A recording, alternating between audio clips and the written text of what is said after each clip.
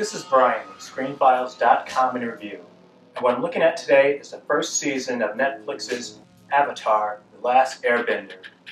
And I was never a fan of the anime. I've seen it before, but I'm not even sure I've sat through a whole episode. It's just something about it never really engaged with me. So I can't speak from the perspective of someone who's seen the anime. But that being said, the series is pretty damn good. And a few things about it struck me. First, there's the air of chaos about it. In the Netflix series, waterbenders, earthbenders, firebenders, everyone benders. I think that's a British term, which is not exactly complimentary. In any case, all these benders exist in different locales, and they don't really cross paths all that often. That's not to say that they're hostile to each other, but being separate, they have the opportunity to build worlds centered around their own way of doing things. And so this is the way they exist. Though the Fire Nation is ambitious and is seeking to conquer the other nations. And so Aang is part of the Airbuilder Nation, and they are virtually wiped out by the Fire Nation. And this is the aspect of the series that works so well for me. It emphasizes the enemies just as much as it does the heroes. So we get to meet the head of the Fire Nation. We get to meet his son, as well as his daughter, in a way that they are constantly dueling with each other, never mind the outside world. Within the Firebender Nation itself, there's constant conflict, almost syncing with their nature, their very, dare I say, fiery nature. So the whole series, which is only 8 episodes, which is awesome because it doesn't need to be any longer, revolves around Aang trying to learn how to be the Avatar, the pursuit of Aang by the Firebender Nation, and his effort to evade them. This series is gorgeous. It is remarkable to look at. It's beautifully done. The special effects, for the most part, are very well rendered.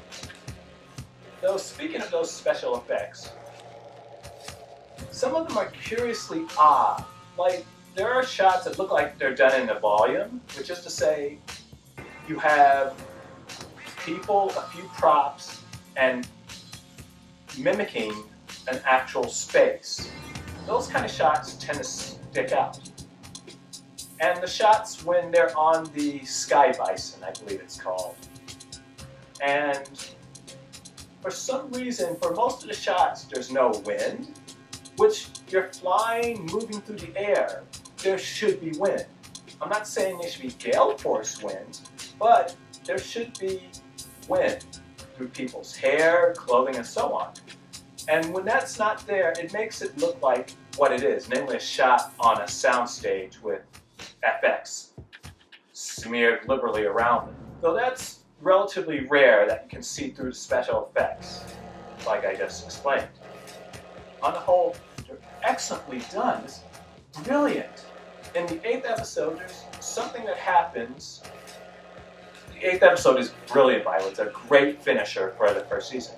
But there's something that happens that reminded me of a Clive Barker story, as in the Books of Blood. And I want to say the name of the story is From the Mountains to the City, something to that effect. But what happens is very evocative of that Clive Barker story. It's probably just coincidence, but it's just really interesting. And the way the series, while geared towards younger folk, isn't alienating to older ones is pretty impressive. Oftentimes, things geared at a young adult audience tend to be almost insulting to people who are not young adults. That's not the case with Avatar: The Last Airbender. It works really well, no matter what your age. Netflix is doing pretty well with their adaptations of anime, and this is really, really good. And it's important to mention that I didn't come into it knowing much about Avatar in the first place. So I was working primarily on how the story was told, how it looks, what are the effects like, and so on and so forth. And in that perspective, it really works well. And looking at Rotten Tomatoes, it actually had a splat yesterday. That has now turned to fresh as more critics review the series. The last time I checked, there are about 60 critics who reviewed it. And it just works shockingly well. It's a lot of fun. The people involved with the Fire Nation tend to help mitigate the more saccharine aspects of the series. For instance, the relationship between Aang and his two friends. Notice I don't use the names of his two friends because I don't recall them. They aren't bad in terms of how they act and so on and so forth, though they're, to me, not really crucial to the narrative. They're kind of there.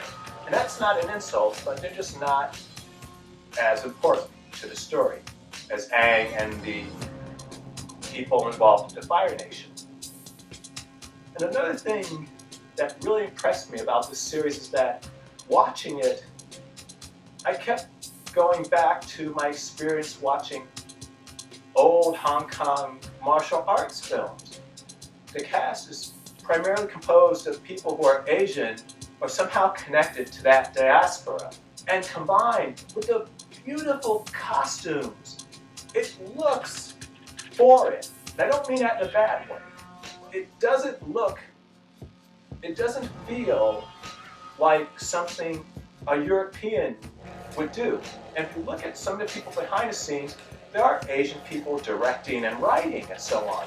And it really shows because this feels novel in a way that many adaptations don't. And in fact, what bothered me just a little bit was the fact that people talk English. I would have loved to have seen this dubbed in Chinese. Now keep in mind, not all the actors can probably speak Chinese. Some are Chinese American, some are Filipino, Canadian. So that may not have worked. But at the same time, I would have loved this to not been in English. The whole look is so exotic and works so well until someone opens their mouth. And then it's like, oh man, these are just English-speaking people. I mean, it's a nitpick, but the look, the feel of this series makes it feel more unusual than it really is. It's not, in terms of the story it's telling, anything you haven't seen before, but it does it with such a style and verve that it works really well. And going back to my earlier point about the Fire Nation, when I saw the original Star Wars, I was captivated by the spaceships and these weird lands and people. But what also drew me in were the villains.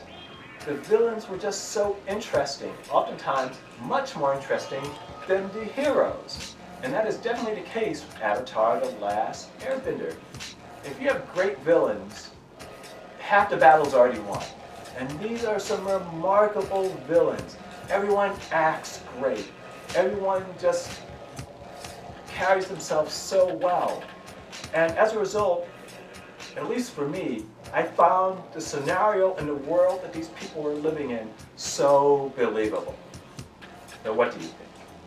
This is Brian with ScreenFiles.com in review. If you agree, disagree, let me know down below. And as usual, consider a like or follow. Peace.